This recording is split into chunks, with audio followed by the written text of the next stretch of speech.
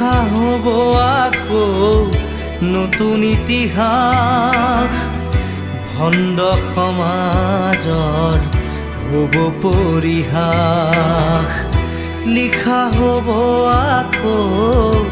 নতুন ইতিহাস ভণ্ড সমাজৰ হ'ব পৰিহাস মাতৃৰ আচলত নামিবহি পৰভাত মাতৃৰ আচলত নামিবহি পৰভাত হিংসাৰ জুই হ'ব ম্লান জগত পোহৰ কৰি আহিব প্লাৱন আঁতৰাব অমানিশা বুদ্ধি বৰাব